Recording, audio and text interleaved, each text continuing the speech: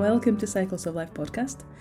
My name is Jana and I'm a life coach, a meditation teacher and people professional. Welcome to Podmas. We are officially halfway through and just over the half. So welcome to episode 7.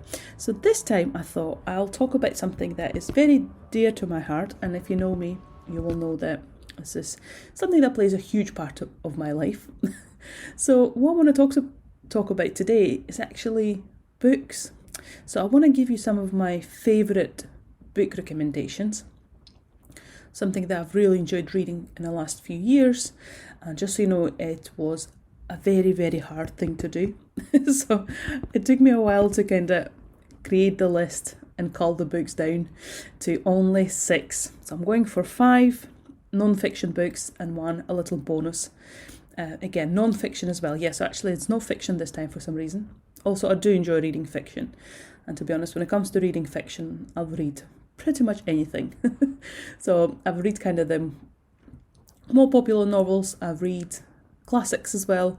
And I do like a little rom-com once in a while, especially set around Christmas, honestly. It's such a guilty pleasure of mine.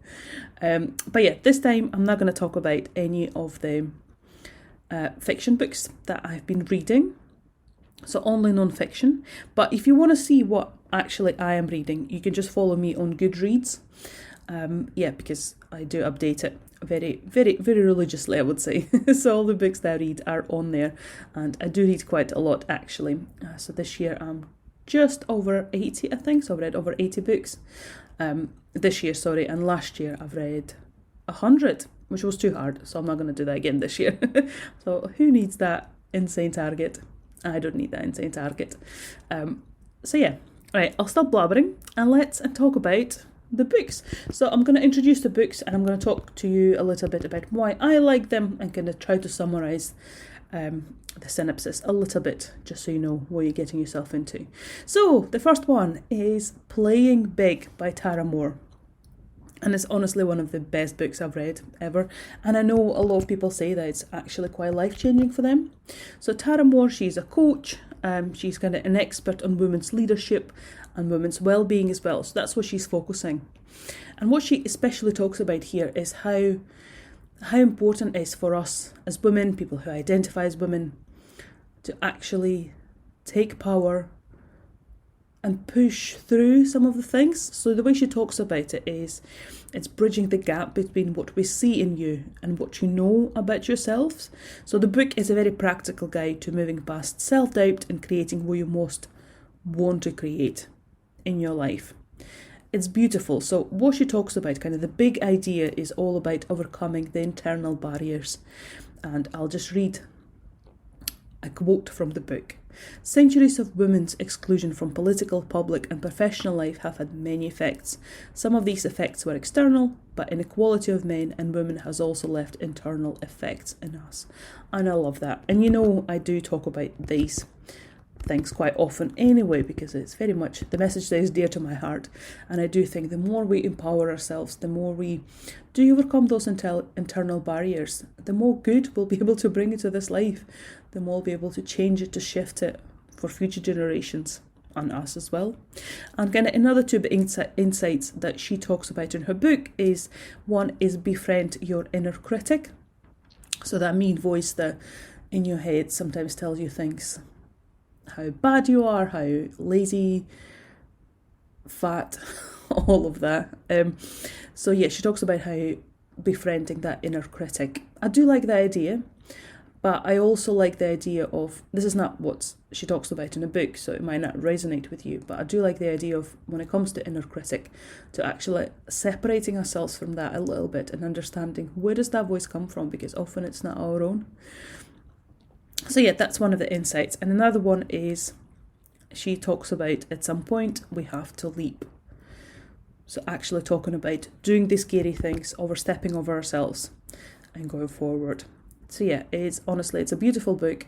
And also I just wanted to put that at the beginning, but I forgot. I tend to read my books, but no shame if you are very much into audiobooks. I think it's such a great thing. Just makes books and information so much more accessible to everyone. So I think this would be a beautiful book to listen to as well, because there's actually a few guided meditations, and especially there's one about the future self, and honestly I think it's very powerful, and I think everyone will benefit from doing that at some point in their life. So yeah, Tara Moore, Playing Big, fantastic book. So next one is Burnout, and that is written by Emily and Amelia Nagoski. So they're sisters actually, but they come from very different places. So one is a scientist, one is actually a musician. So they have very different outlook on life. But I think it's, again, a fantastic book. So it doesn't just talk about how to overcome burnout, but actually breaks it down and talks a lot about what leads us to burnout.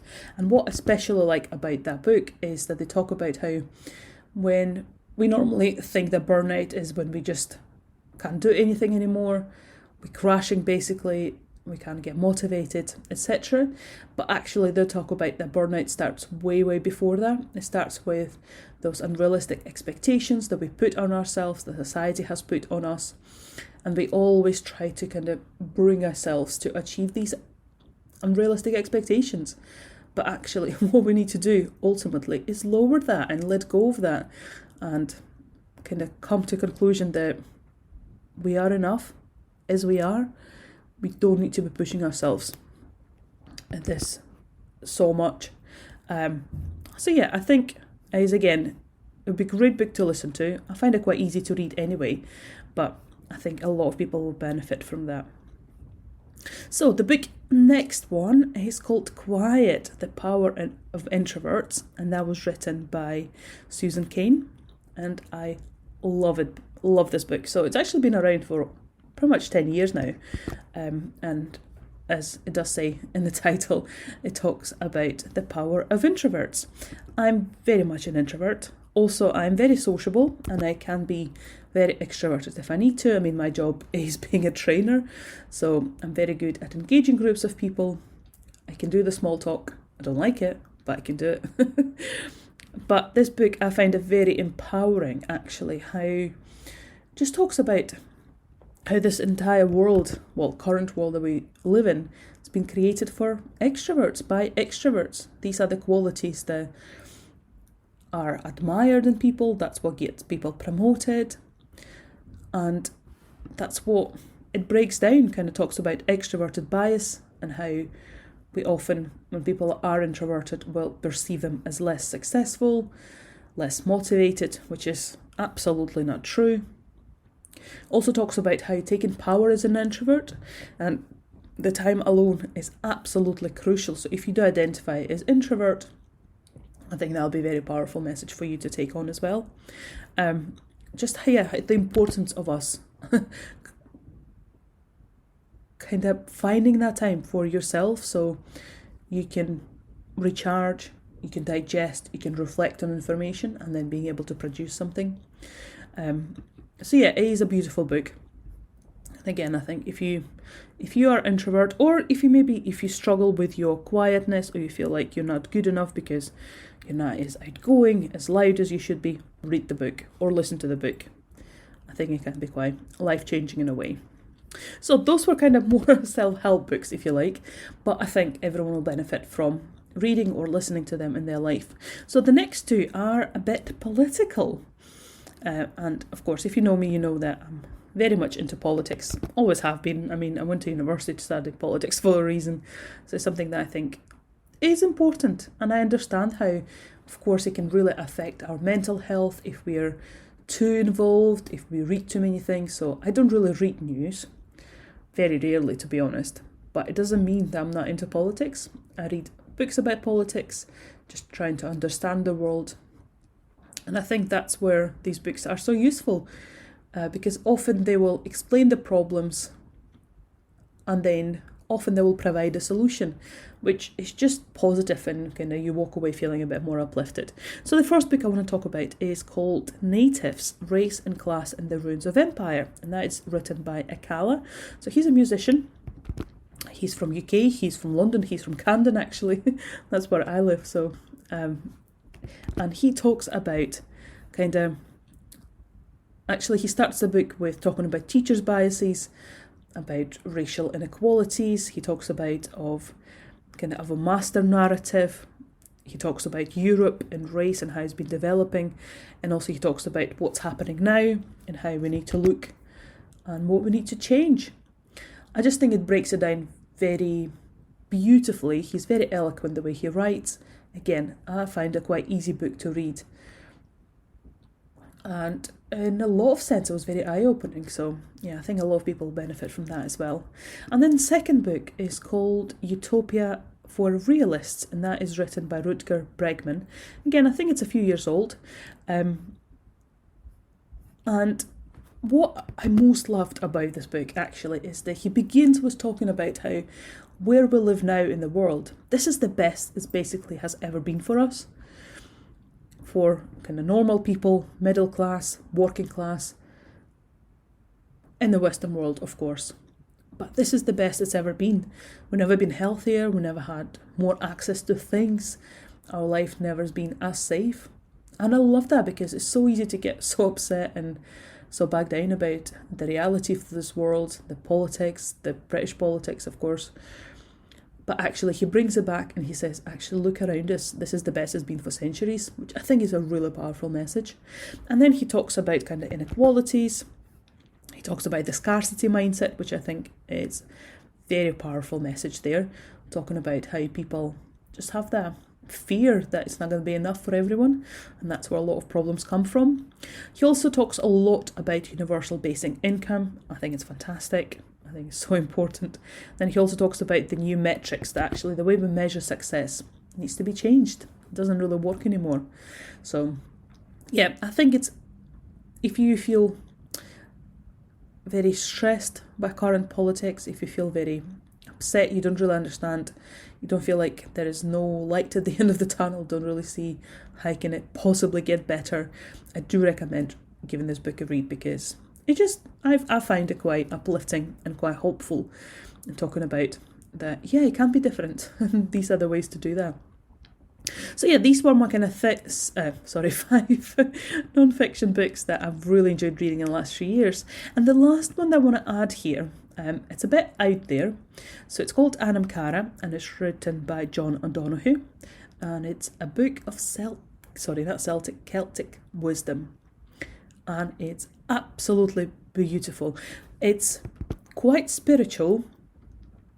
I'm just going to leave it there. It's quite spiritual, but I think it just talk about it taps into the rich mine of Celtic spirituality, poetry, stories, and Donoghue explores the mystery of friendship, where two souls are united in awareness, intimacy, mutuality. And he talks about celebration of spirituality of all senses.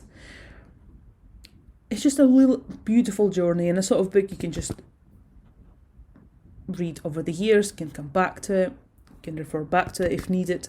So I actually read it as part of my meditation teacher training, and it's just beautiful, honestly, and actually inspired a few paintings that I did afterwards.